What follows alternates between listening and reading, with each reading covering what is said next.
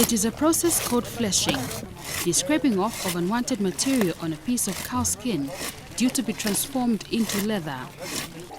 Other pieces that have completed this phase are waiting in line for the next step in this leather tanning process. Tanning is a specialized procedure of turning animal skins and hides into usable and durable material. This is a makeshift tanning factory at Wilson Mutale's farm in Kafue town, 51 kilometers south of Zambia's capital, Lusaka. Mr. Mutale has tens of cow skins on the drying ground, bought from local abattoirs, that he is transforming into leather using these drums and other improvised tools. Yes, it's a makeshift indeed because we lack of resources.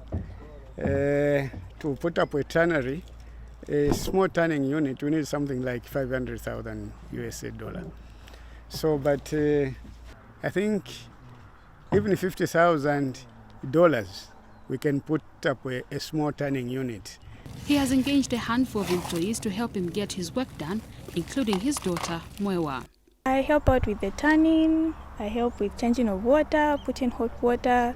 Sometimes we're supposed to steer as early as 5 before the people come here, and I'm already steering. Maybe my dad is busy as well, so I'm here to help.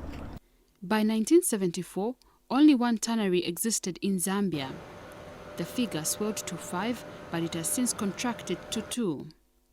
The two existing large-scale tanneries are Pan-African Leather Limited and Zam Leather, run by Zambif PLC.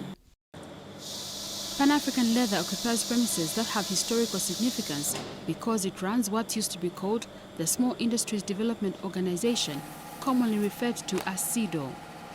The project, which started during the era of President Kenneth Kaunda, was phased out in the late 1990s.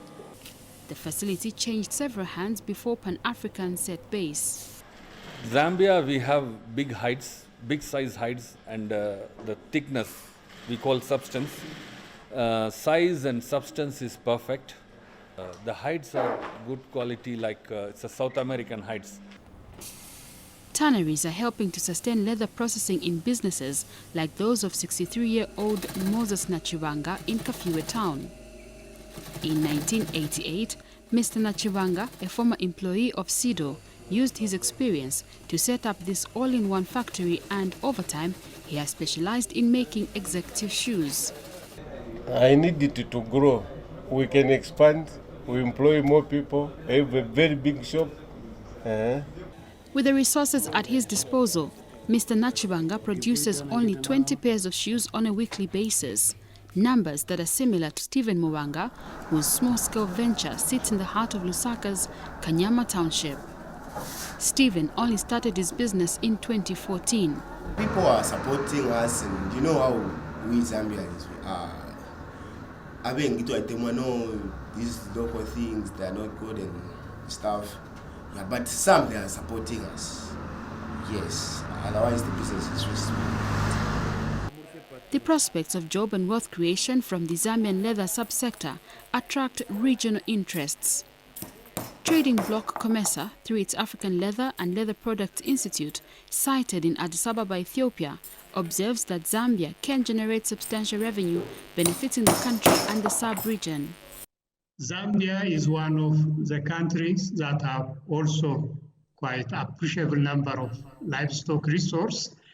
Traded value in the leather sector is not that big, primarily due to low value addition, low level of value addition. We are trading at commodity at raw material level. Our institution is strongly working to support member countries to add value to the raw material. COMESA is actively engaged in building the capacity of leather producers and processors in Zambia. Through the Regional Integration Capacity Building Project, which is currently in its second phase, COMESA is working to improve competitiveness of SMEs involved in the production of footwear and leather goods across the country. We want to work along the entire leather value chain.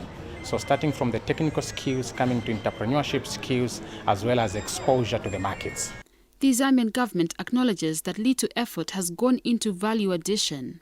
By value addition, processing, manufacturing, if you take the hide or the skin out of the country to foreign lands, you are depriving of Zambians to benefit through employment on that, because that processing or finalizing into the end product won't be done here. And the labor involvement on that won't be done here. The proceeds from that finished product, if it was done here, is also, you deprive Zambia.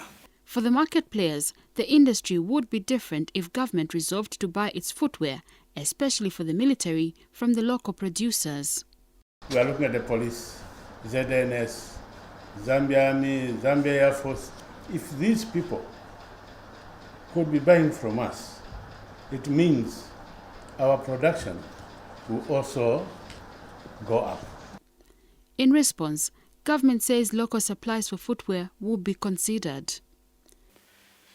There is Zambia National Service. Maybe it's the capacity which might not allow them to meet the demand in the country. They do very, very good quality, boots for the military use. And there's no reason why we would allow safety boots or whatever to come from outside. The Zambia National Service has ventured into leather processing, and it has a fully operational footwear manufacturing plant in the Ndola town of the Copperbelt. ZNS has observed that the market for leather footwear is huge and the ability to export is highly attainable. We've got plans of equipping with now the modern equipment in place so that our production capacity can improve, whereby we can start exporting our product. COMESA is also calling for support at a policy level. We are very happy to say that from the Zambian government, from the ministry side, there is this needed support to SMEs and the sector, which we are very confident that we are on the right path and the sector development will continue to grow. Access and availability of good quality leather in Southern and East Africa is of interest to Ghanaian footwear manufacturer Horseman Shoes. Horseman Shoes currently gets its leather from European importers, but it's actively pursuing sources within Africa. I have had a lot of conversations with suppliers and manufacturers in Zambia, in Ethiopia, and in Kenya. And I must say that these conversations are far advanced. So Kenya was close to call when COVID set in. So after COVID, we have resumed negotiations and conversations again. So yes, we are looking towards Eastern and Southern Africa. The lack of accessories needed in leather processing has affected the work of leather processors like Chisanga Kapumpa, the director at Fine Stitches, a company specialized in leather crafts. Sometimes we don't have the correct thread. Sometimes, I prefer to hand stitch. I teach my students hand stitching. You find that you don't have the stitch punches. You find that you don't have the right needles. So all these have to come out from outside. Mrs. Kapumpa, a beneficiary of the COMESA Trainer of Trainers under the Regional Integration Capacity Building Project, wants a different kind of support. If I see the youth setting up their own factories, the youth setting up their own workshops, for me, I think that is where I'm more comfortable. I want to pass it on.